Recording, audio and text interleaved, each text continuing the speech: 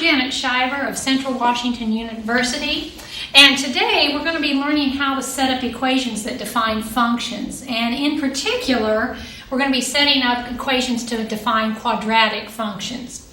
Now, I'm going to warn you, there's no magic bullet for doing this. Okay, you're going to have to just dive into the problem, read it, and figure out how to do it. However, I am going to show you some of the tricks that I use to help me set up those equations as well. So we're going to begin by taking a look at an example.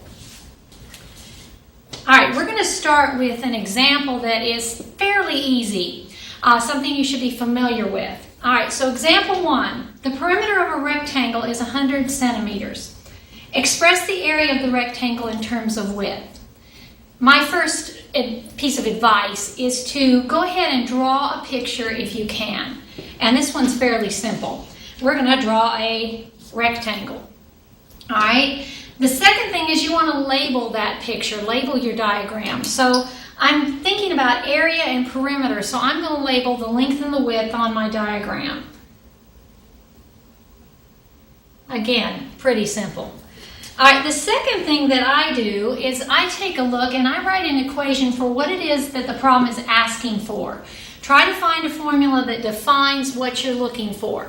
And if you look at the last sentence here, express the area of the rectangle in terms of width, we can see that what we're trying to find is area of a rectangle.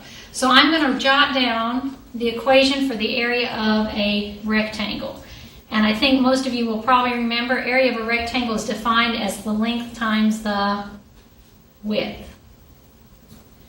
All right, the third thing that I do after I've drawn my picture and labeled it, written down the equation that represents what I'm looking for, I go back in the problem and see if I can find a second equation, something else that is defined. And again, this one's fairly simple. If I look at that first sentence, the perimeter of a rectangle is 100 centimeters. There's my second equation, perimeter of the rectangle. So I'm going to write a second equation from that information.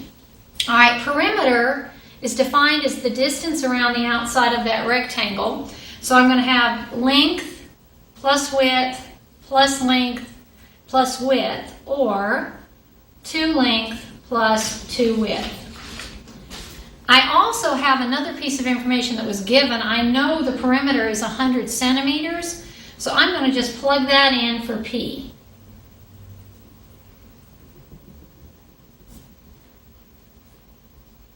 All right, one more step to this part. Then you want to solve for a variable.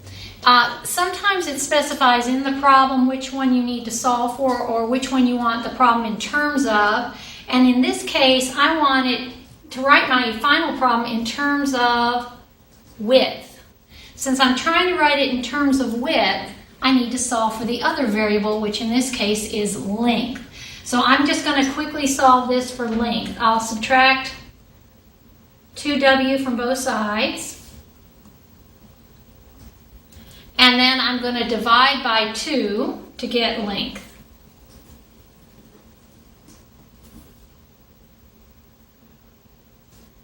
So I get a second equation, length is equal to 50 minus w.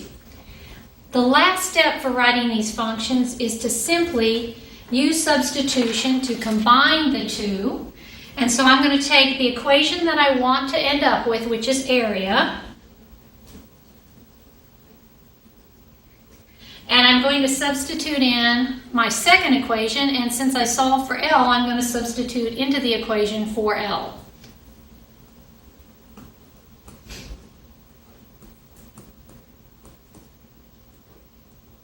So I get 50 minus w, in for L, times w. Finish it out by distributing. Area is equal to 50w minus w squared, and there's your quadratic function. All right, let's take a look at another example.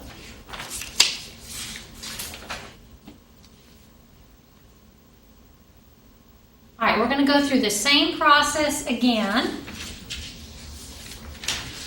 The volume of a right circular cylinder is 10 centimeters cubed. Express the surface area of the cylinder as a function of the radius of its base.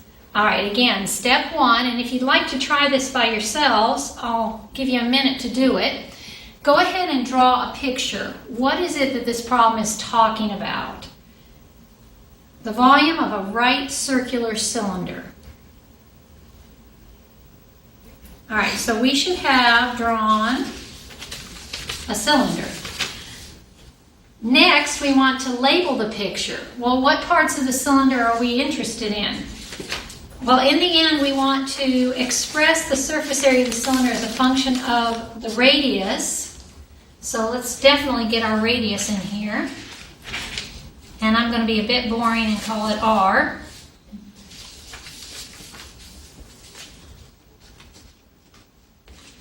And the other piece of information that I need that you may or may not know at this point, but you will in a minute, is I'm going to need the height of this cylinder as well. So I, again, am going to be boring and label that H.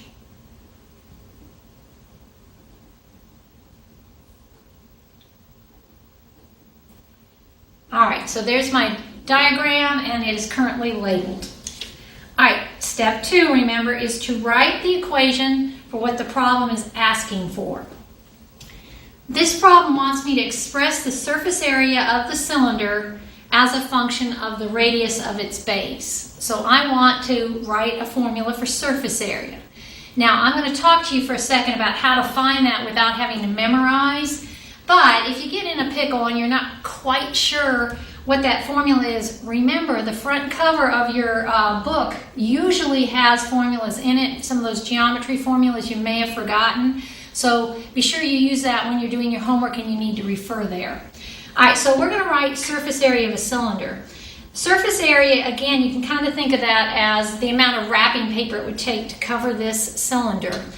If you break a cylinder down, we know that there's a circular top and a circular bottom. We also know that if you take this center part apart, if you think of it as a label and you cut it straight down and unroll it, you're going to end up with a rectangle. So if you forget the surface area of a cylinder, you can work it through. Area of each of these pieces. Well, the area of a circle you know to be pi r squared. And you've got a top and a bottom, so currently we have our surface area is 2 pi r squared. Okay, our two circles. The tricky part actually happens to be the rectangle. If you think about it, this side of the rectangle is represented by the height. That's why we needed that H. And the tricky part comes from this length here.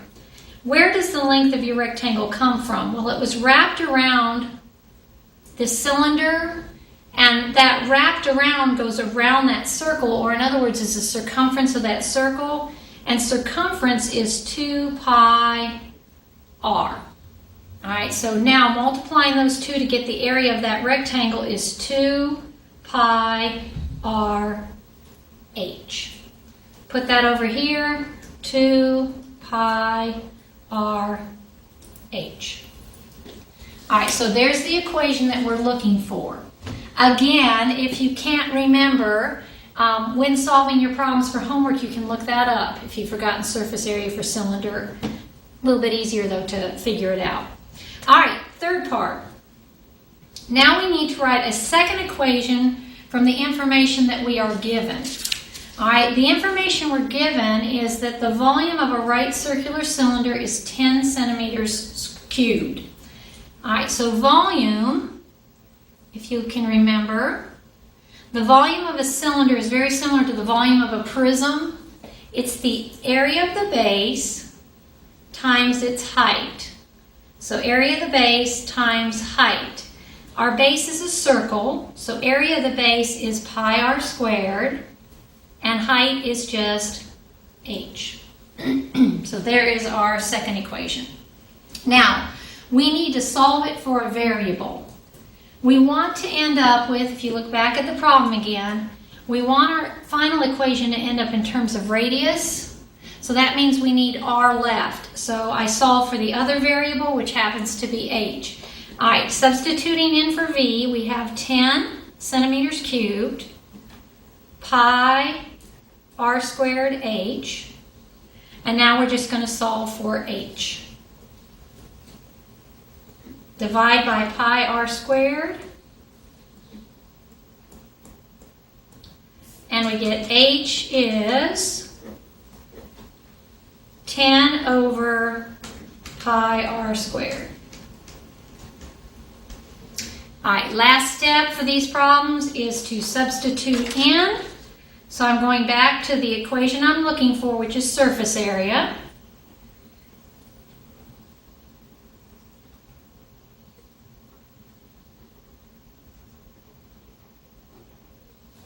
All right, and then I'm going to make my substitution in for h to get my equation in terms of r.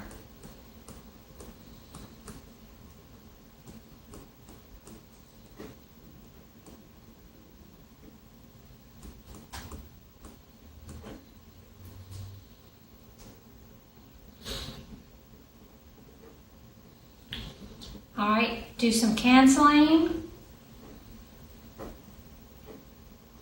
And I get 2 pi r squared plus 20 over r. Now notice, I mentioned earlier we were going to be finding quadratics. Sometimes we're going to get some equations that are not quadratic, but that can behave in a way that we want to look at later on as well. So don't be surprised if on occasion you end up with one that is not a quadratic, okay? And how do I know it's not a quadratic? I've got this r in the denominator here. All right, one more. Let's take a look at one that sometimes causes students a little more difficulty. All right, let P be the point at xy on the curve y equals square root of x. Express the distance from P to the point 1, 0 as a function of one variable. Now, nice thing about this problem, you guys, is that it doesn't specify which variable, so you can solve for either one this time. All right, so what does this mean? Well, first of all, let's graph y equals square root of x. Okay, there's your curve. There is some mystery point, P, somewhere on this curve, so I'm just going to put it right here.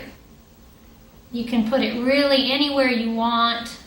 I would not put it back here at 0, 0, though. That gets a little confusing. So put it someplace out on your curve once you get it graphed.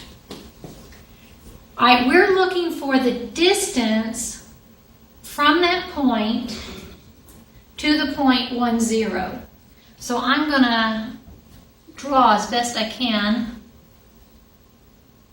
that line. I'm looking for this distance, and I'm going to call it D.